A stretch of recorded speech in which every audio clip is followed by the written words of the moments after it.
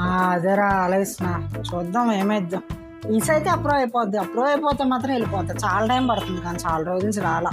చూద్దాం, అదే నేను కూడా నోటిఫికేషన్ కోసమే వెయిట్ చేస్తాను. వస్తే మాత్రం వెళ్ళిపోతారా, వండండి రా బాబు. సరే ఇంకా అంతా దేవుడు. సరే మరి రేపు కాల్ చేస్తాను. బాయ్. ఈ డబ్బు ఇది నోటిఫికేషన్ ఇచ్చి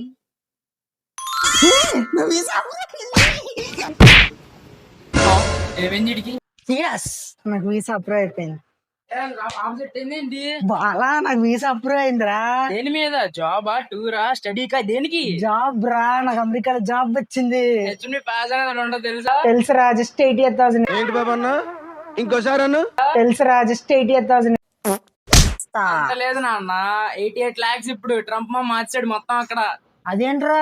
అవును మరి, ఇప్పుడు టీసీఎస్, విప్రో, హెచ్సిఎల్, మైంట్రీ చాలా ఎఫెక్ట్ అయ్యిద్ది.